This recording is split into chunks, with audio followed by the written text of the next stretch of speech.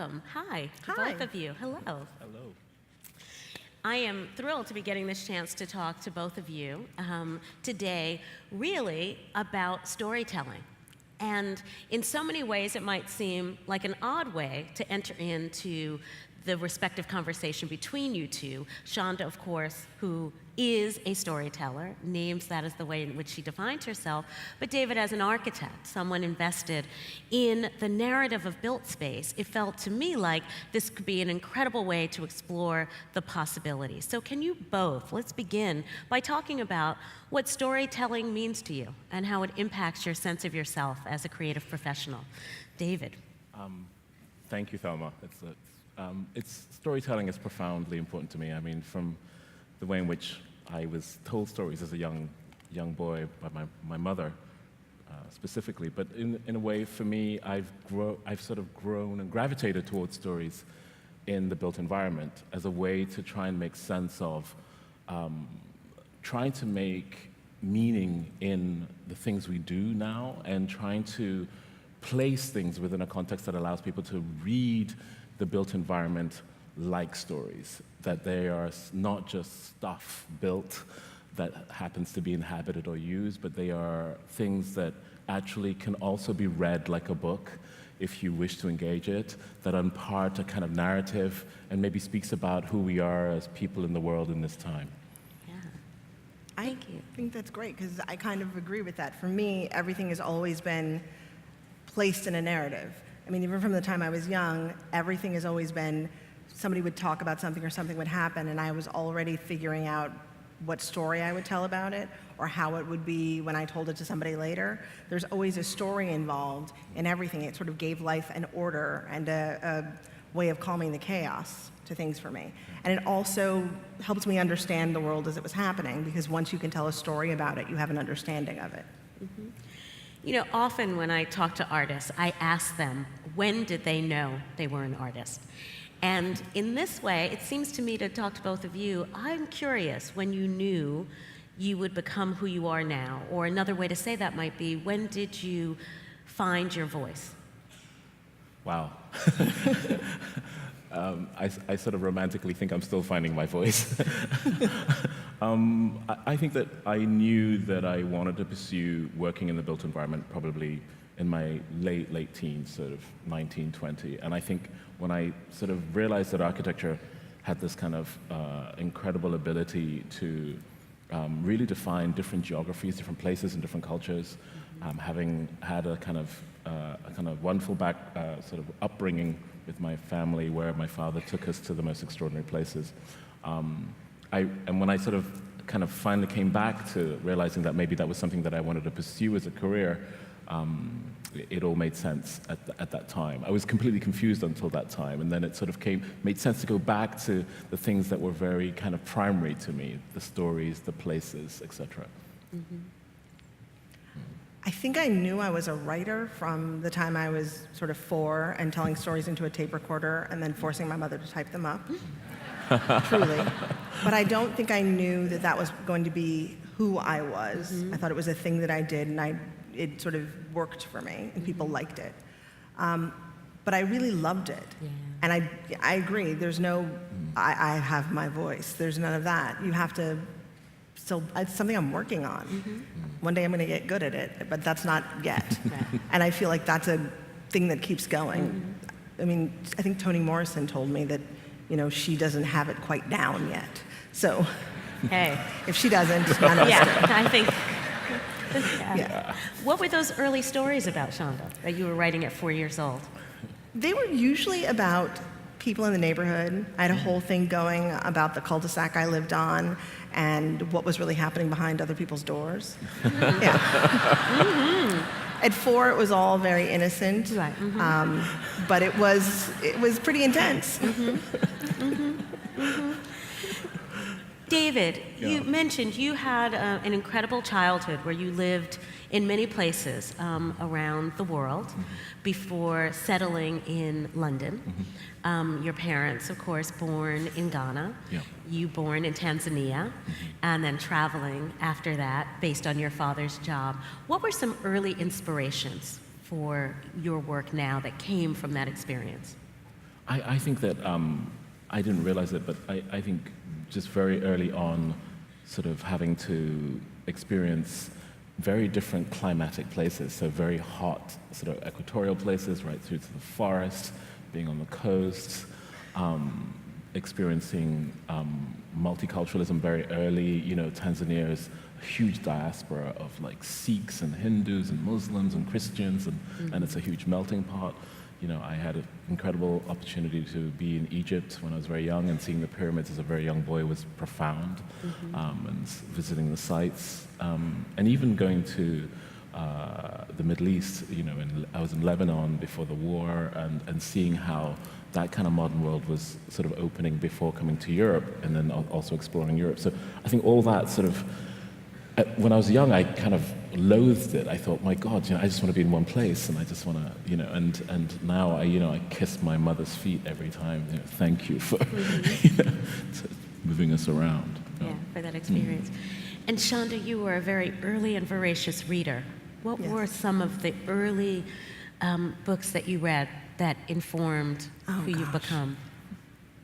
I was the kid who would go to the library and clear the shelves of the new book section into a giant bag and take it home on a weekly basis. So I couldn't possibly tell you one or two books.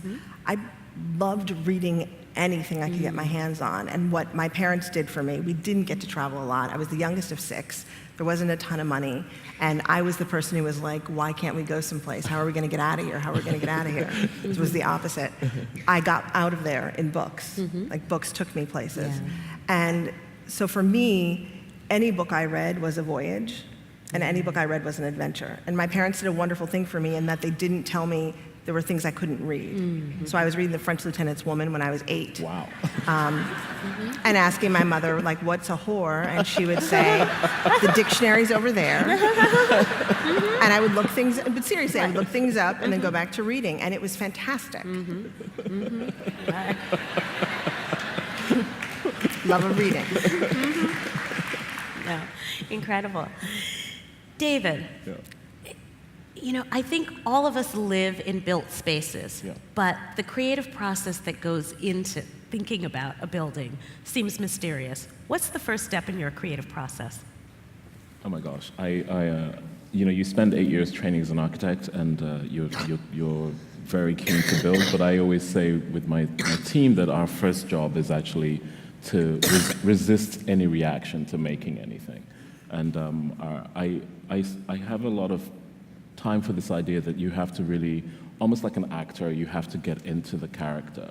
And that, what I mean by that is that you have to absorb information and you have to listen and really get to the point where you almost are able to be that brief or be that project before you start drawing. So in a way, for me, sort of excavating where I am and what I've been doing, and then moving into what I need to become is really profoundly important. And I do it to my team.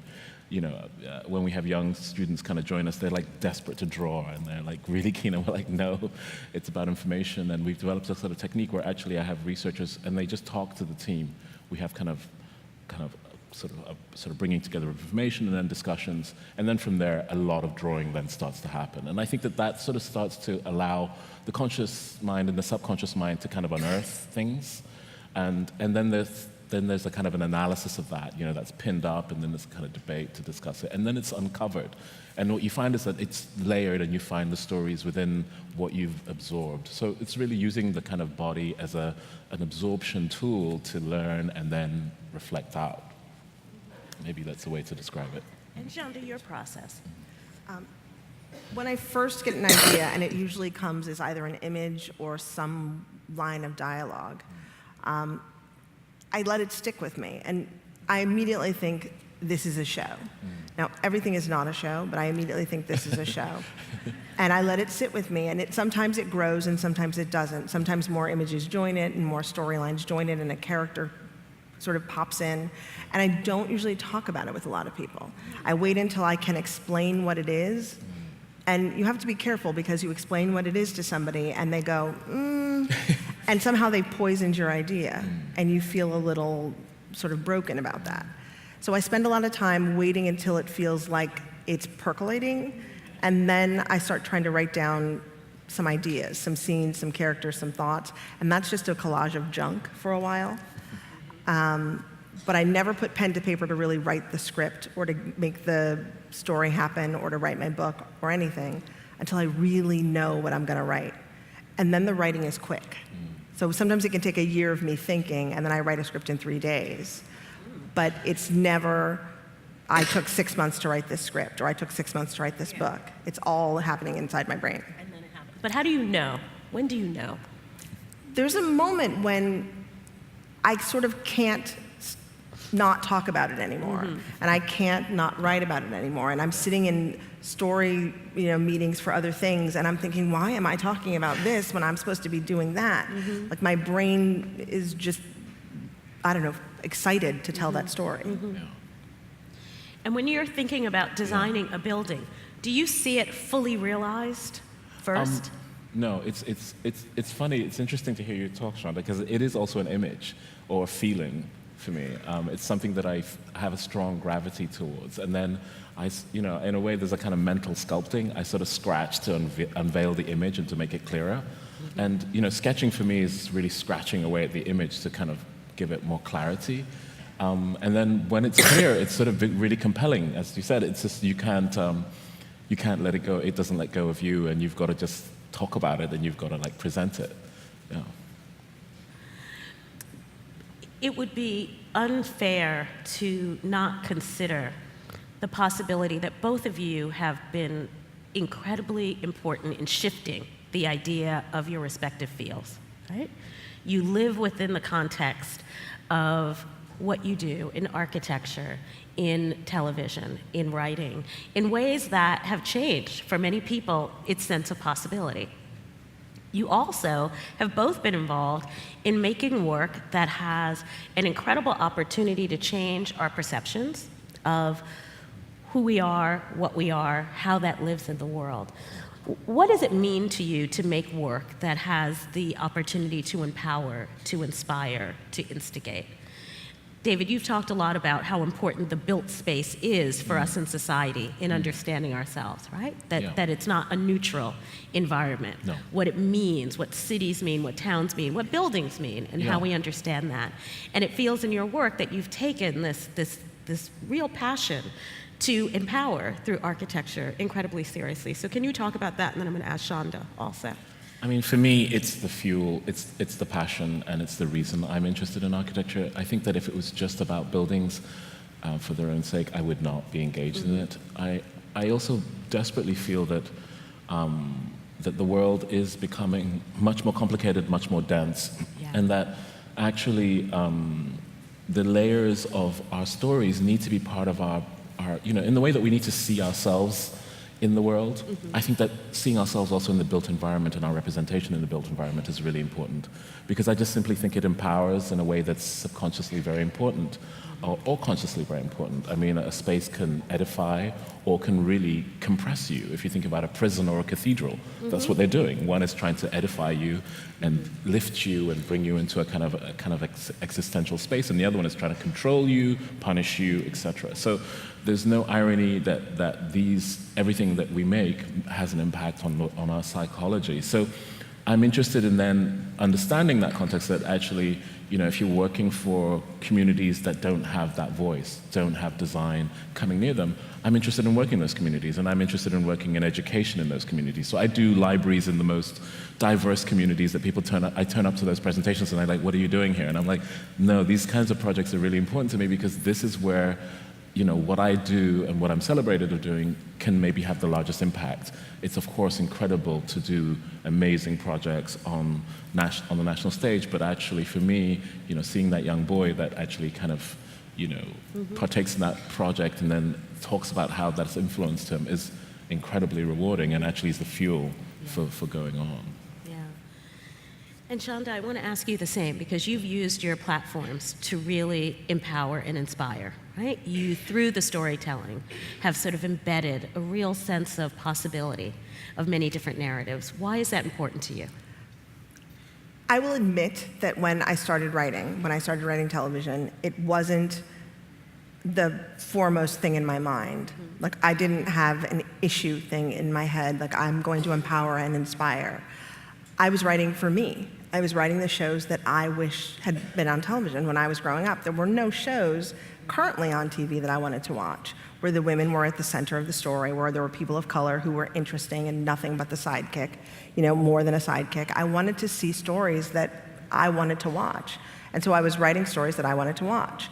And then it really became clear to me once the show was being cast, and I was in the casting room making decisions and seeing how it was working, how important it was that I was the one in the room making the decisions because of what a difference it could be. Christina Yang could not have been Christina Yang. She could have been Christina Jackson or Johnson or whatever, and she could have had long blonde hair and been a completely different person. And that would have left a whole segment of society out. Dr. Bailey could have been a completely different person, and that would have left a whole bunch of society out. The chief could have been somebody else. It's very interesting to me how that could have worked. And I think about it now, and I think about how devastating it could be. And I think about standing up in that casting room when we cast Derek Shepherd and saying, I just want to be clear to everybody that my entire cast is not going to be white. Right. And everybody going, of course, of course. But me not knowing that that was a thing that really, me saying that, because I didn't know anything about television, me not knowing that that was a really rare thing to say in a room. Once that became clear, then it became sort of part of the mission. Exactly. Because you start meeting young people who were saying, like, I've never seen a character like that on television before. And with Olivia Pope, who's the center of the show Scandal, the black woman who's the lead of a television show, who's smart, who's in charge of her world, who obviously has serious problems because she's having an affair with the president. But there's that. Yeah, there's that. Not a problem.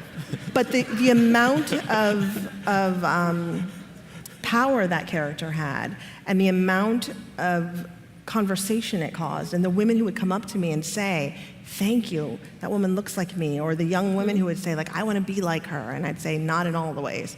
But it was really important. And I read this, but I need to say this out loud. Is it exactly true that before Olivia Pope, it had been 37 years? It is exactly true. There had been an African-American woman lead character in a television show? Wow. And I think that there was a lot of conversation about the fact that there was, about that this was going to happen. I mean, I had made Grey's Anatomy, and they gave us 7 episodes. Right. 10 episodes, sorry. And here, No, 7. 7. yeah. So that gets to, I would love for both of you to talk about some early professional challenges, because it's so clear that so much of what you've done has been based on thinking about how to create the space for exactly the kind of work that you have seen as being necessary in your field. So that at the moment you got that 7 episodes, even though I know you imagined a whole world, right, for Grey's Anatomy. What were the challenges that you really sort of pushed aside in order to get to where you are now? For me, it was simply about not acknowledging other people's ability to say no. And I don't mean that in an arrogant, weird way. It was simply, I didn't have room for it if I was going to be storytelling. Right. I couldn't have done my job if I spent a lot of time thinking about, maybe they're going to tell me I can't do this, or maybe they're going to do this to me, or they said no about that. That didn't work in my story, so I wasn't willing to listen or hear it, because it just wouldn't work in my head. And sometimes that doesn't work for people, and it's not about being rude about it. It's simply about really staying true. My job, what I was hired for, was to tell the story above all else. And if the story had to be told a certain way, the story needs to be told a certain way, or the audience wasn't going to respond, and they weren't going to make any money, the network or studio. Right. And that felt important to me, and I would explain that to them every time, and they don't really have an answer for that. Wow. David, you know, it's a little bit of accepted sort of mythology that most architects don't start building until they're well into their 50s, right? That That's it true. takes an entire long career to even get to building one's first building. Yeah. And by the time you were 50, a year ago, you had built over 50 Yes. works of built architecture around the world, Thank you. right? Unprecedented. Unprecedented. And in many ways, you are now at a point in your career as an architect where, with that base of buildings, you now, with what we have seen of what you've built in Washington and the projects that are coming, are beginning a next phase in your career, right? To Yes. build 50, 100, 1,000 more buildings perhaps around our world. But can you talk about those first years, having opened your office in 2000 Yeah. as an architect? What it has meant in these 17 years? What have been the challenges towards not just getting buildings built, but really being able to move the field of architecture in ways to encompass this vision that you've brought? Well, when I started, I knew that I knew what I didn't want to do.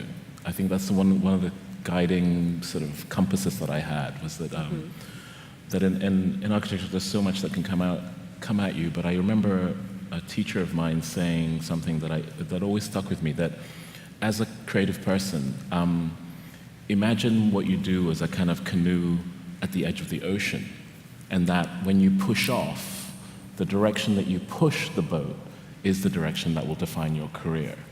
And I don't know why he told me that as a young student, but it was profound, and it sort of echoed in my mind, and still echoes in my mind to this day, because in a way it is the compass that I use to say yes or no to projects. And I basically decided at a very early point in my career that I was only going to do certain kinds of projects in education or culture or empower communities. And it was not profitable. I was dirt poor and nearly losing my business several times.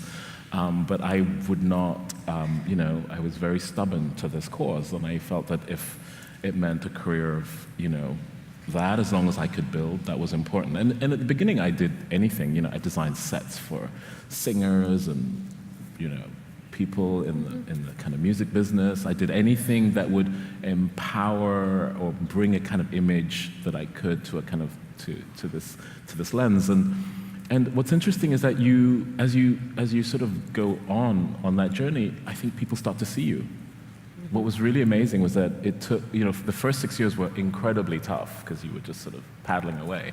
And then suddenly you had a body of things and people started to see you.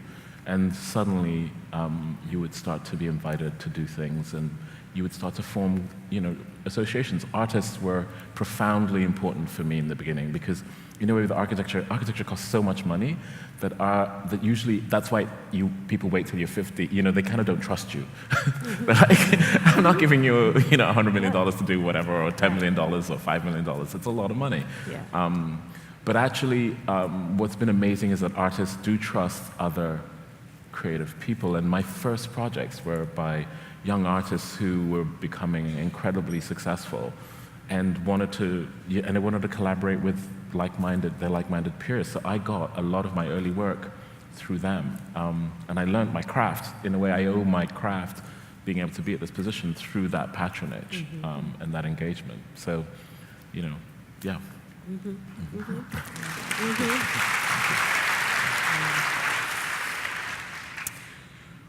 So, in your everyday work right now, both of you are running incredible institutions, and they are, companies, architectural offices, et cetera, but they're institutions.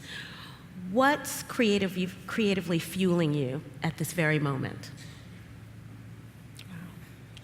For me, it's the fact that now I have the ability to make space for other women and people of color and young writers to grow, to have their own shows, to have the protection of what I've done, to allow them the space to do it without a lot of interference, and to help them shape their voice, to help them get to make things.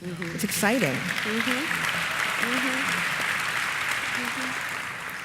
Yeah, no, I mean, for me, it's really this opportunity to tell more stories. For me, winning, for instance, the Holocaust Memorial next to the Houses of Parliament was something I couldn't even dream as a young boy that would that I could get such a commission. So to be entrusted to tell the story of one of the most horrific sort of genocides of our civilization is something that I'm deeply honored to be able to, as a kind of person of color, to be able to do that. It's deeply inspiring, and for me, it shows that we're kind of becoming a much more interesting world, where we're creating empathies with each other, and it's to do with being able to share and understand our common humanity, and that's deeply moving right now in the work.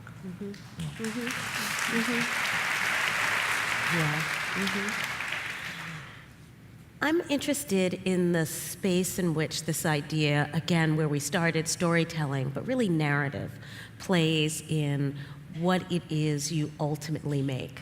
And it feels like in both cases that you begin in imagined space, but you very much are reflecting the world that we're in. You're taking from the world we're in.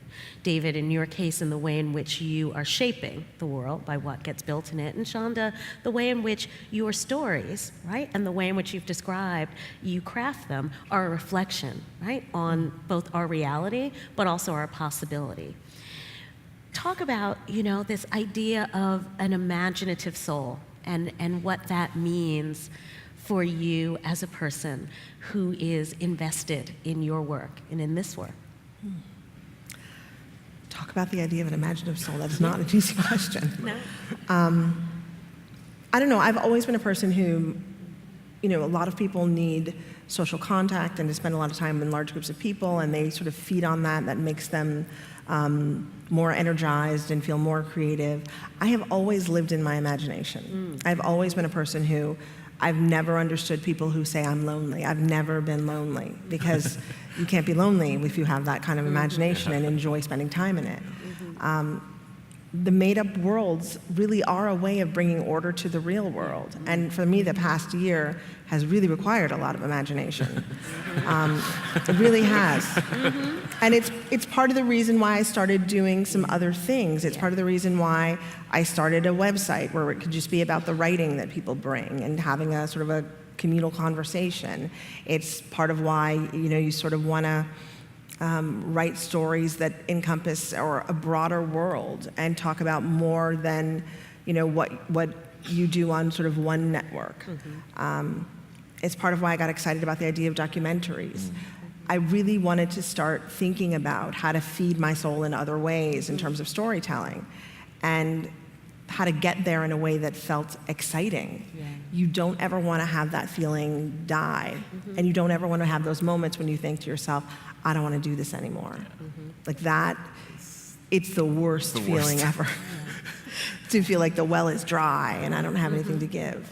And so to me, finding ways to feed that well are really important. And if sometimes that's doing nothing, sometimes that's checking out of everything, and sometimes that's throwing yourself in as deeply as you can.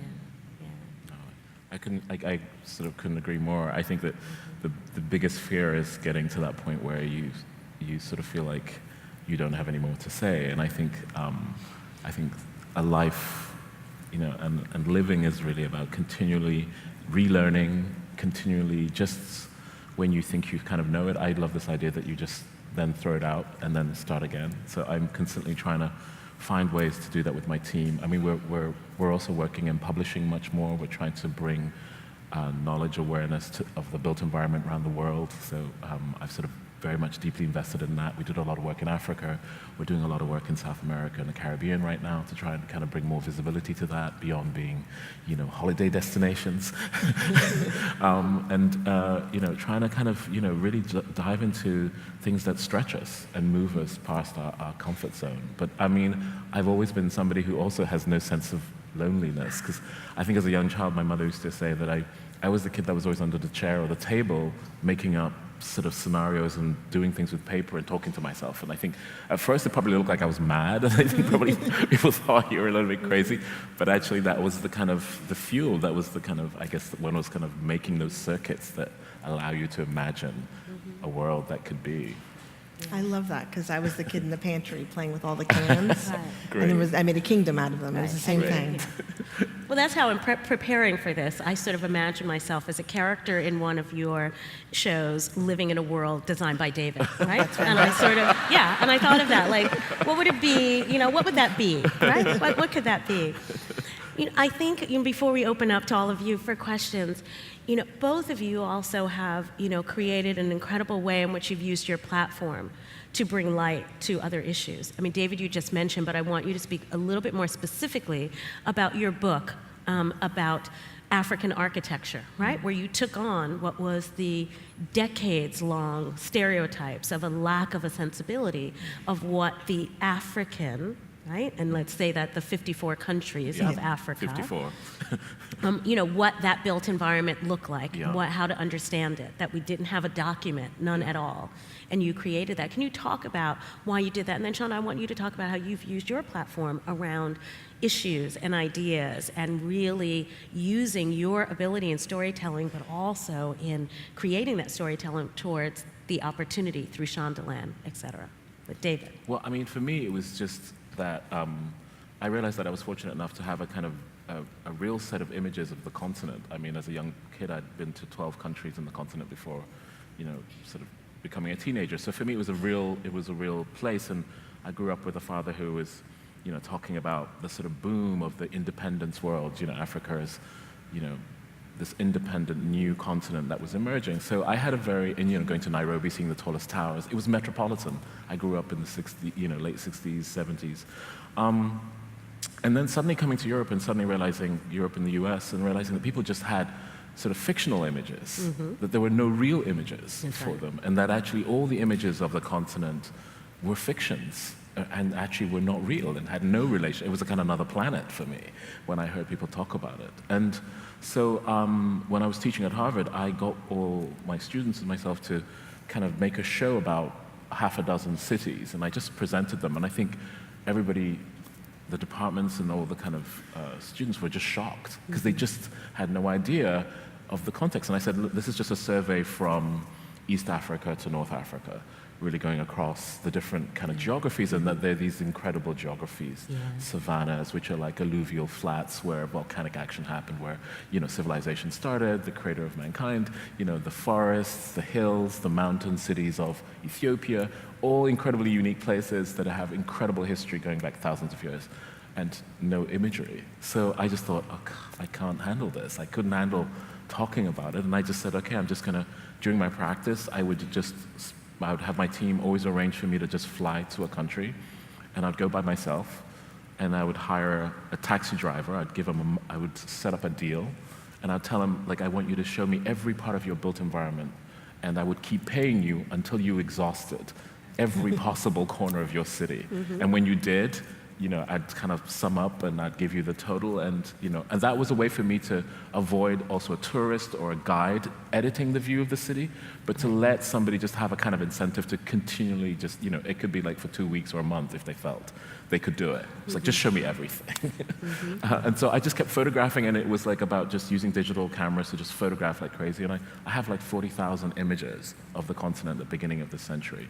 And it was just about just shooting that, and in a way the book has maybe 4,000 images. It's a snapshot, but enough to give people an idea of, the poverty, the wealth, the beauty, the trauma, the potential. And that was important to me to have and to show, but also important, I suddenly realized, for a lot of people who were interested in built environment, maybe didn't have time to know it and see it, and that the world didn't produce images that allowed them to see it. What inspired Shondaland? I was going to say, I think that's amazing, because it's very similar in the sense that you are in this country and you realize by watching television, or what people say about television, or what people say about people of color or about women, that they have no idea what reality is. They've been seeing something that's completely untrue. And for me, it was about, well, here it really is. Like, let's show people as they really are, versus this very strange, very false imagery that we're supposed to be making people seem like, in this strange perfection that you want them to have. And my favorite was, somebody said, there are no middle-class black people. And I just didn't even know what to say to that. But they were serious because they hadn't seen it on television, except for in one show, and they thought that show was totally fake. So it was really disturbing to me that there was this idea of that. And if somebody thought that, that meant that some kid who was of color, who was living someplace that was not so great, didn't think it was possible. And that's disgusting to me. And that some young women were growing up thinking that they could only be girlfriends and only be, you know, look a certain way and weigh a certain amount to be valuable to anybody. And that's disgusting to me. And it just couldn't work. So that's what the shows, I mean, that's part of what ended up being part of the shows in terms of how we cast them and what we put in them. But it also ended up when we did the website, and it was really about writing, I was like, we're gonna have every kind of voice in here talking about things. And people will agree and they won't agree, but at least you'll have heard from everyone. And that'll be interesting as well. Great. Thank you. I want to open it up now for questions. And if you raise your hand, there's someone with a microphone. I'm looking for the microphone. Here it is. Okay. So why don't we start right over here to your left. There's a hand. Great.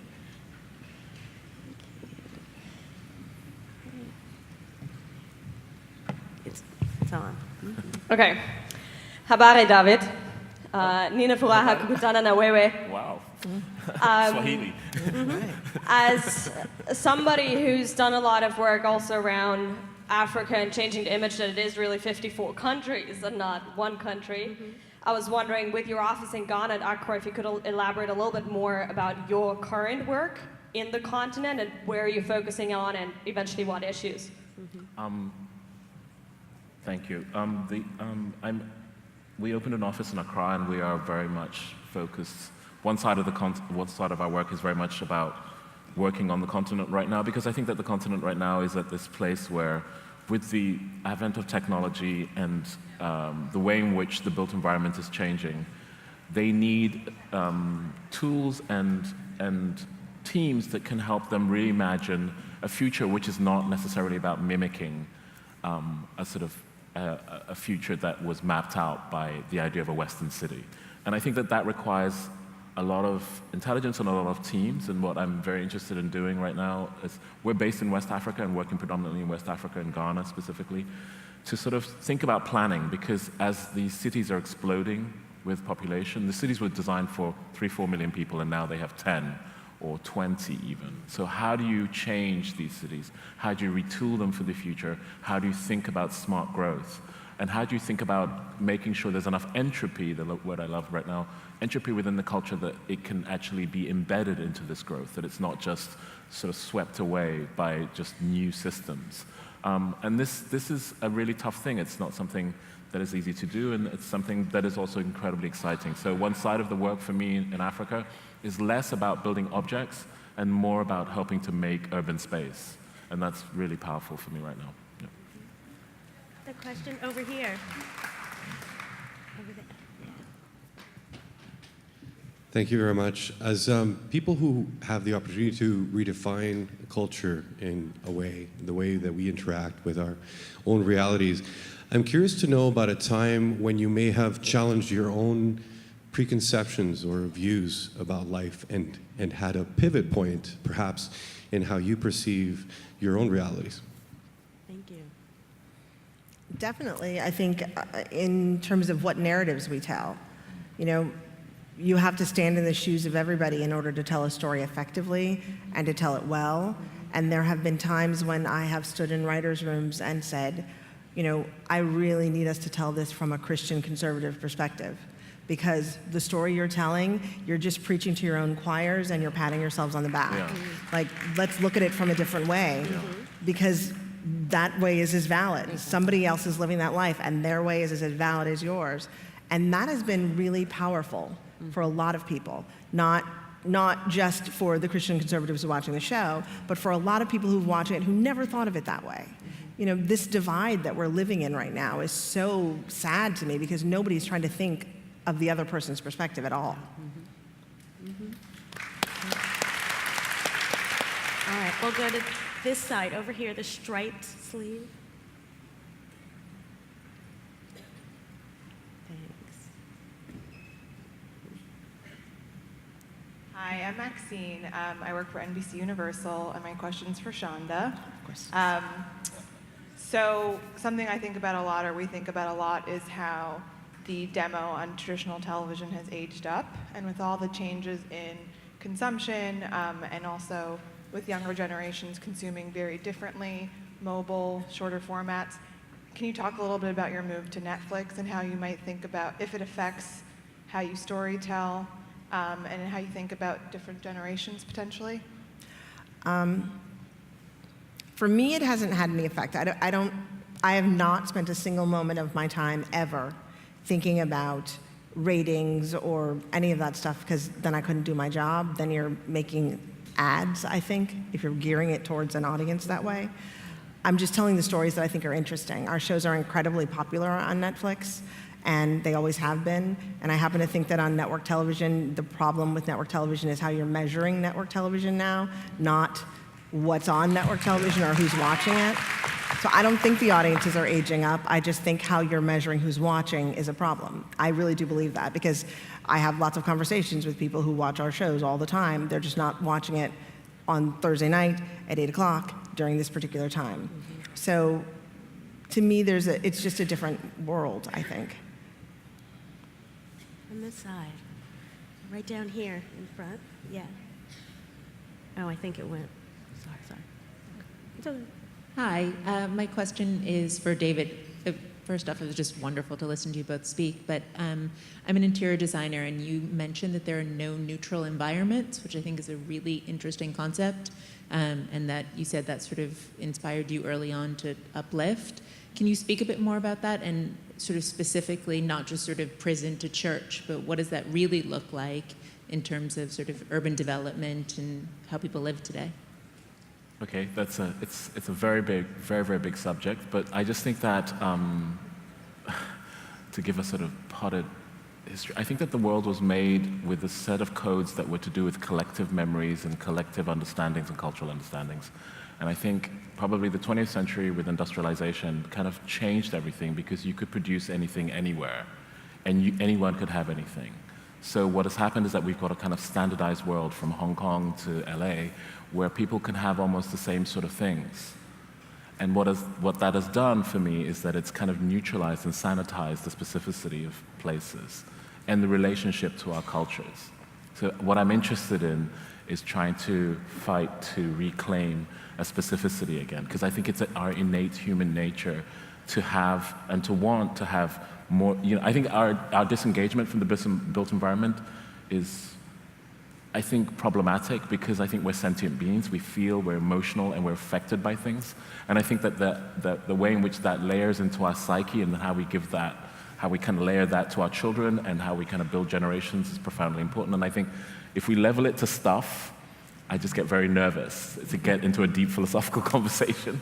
So my work is about placing things in specific places and contexts, and saying this is about this, whether it's a casual interior for a cafe or a museum. And I'm just deeply invested in trying to find methodology and meaning in that. And storytelling, for me, has become a way to transcend what industrialization has done to specificity.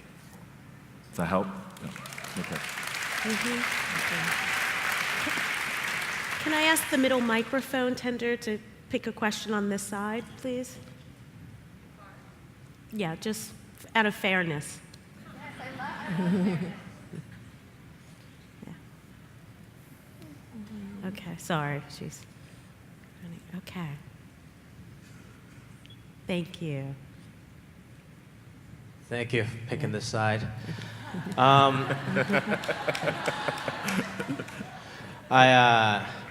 My question's for Shonda. For so many wonderful shows you've done, does your brain kind of always gravitate towards the narrative of telling it in a TV show format, especially with the serialized nature of this golden age of TV now? Or do you ever have an idea of like, oh man, this would be great for a film? Do you have any interest in getting into the film world? Or I guess what separates the two for you? Well, I spent the beginning of my career writing movies. I wrote the brilliant movie Crossroads starring Britney Spears. It was very, very good. I also wrote Princess Diaries 2. honestly, movies are fun. They're very fun. I find them less exciting for myself simply because the kind of movies I was writing, there's a limited character development. And there just is.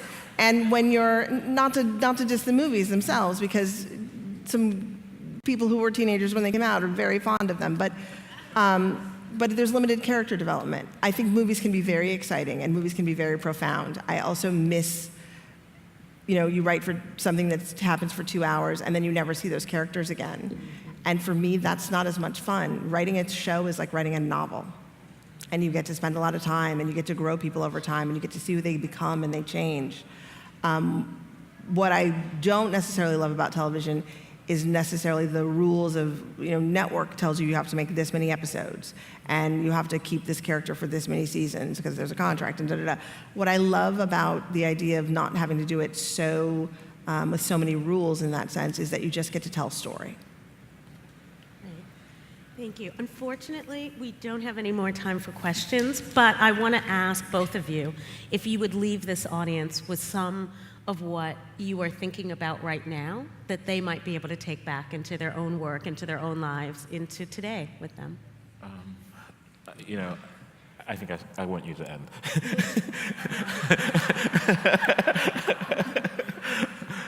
I think I've been really kind of open and clear about what I'm thinking about, but I just want to say that I just think that you should learn and really savor the qualities that make places. I think we're so sort of trained to just look at tourist things and to look at things elsewhere, but I just think that there's just incredible character when places create their own patina and their own lives that are really very powerful and moving and actually are very important to the layers that make who we are. Is that me? No. The layers that make who we are. And for me, sometimes things that seem very loose and simple and sometimes irrelevant can somehow have the most profound effects on our creativity and identities. And so I urge you to observe the world with a kind of wonderment of a child and to kind of try and learn from it and not to be judgmental of it, but to see what it does and to try and, yeah.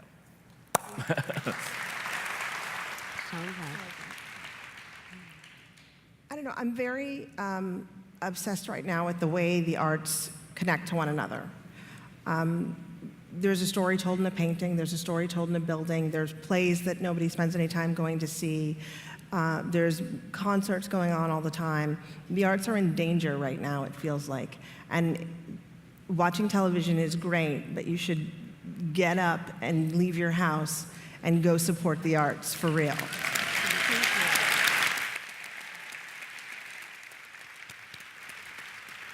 I hope you all will join me in thanking David Adjaye and Shonda Rhimes.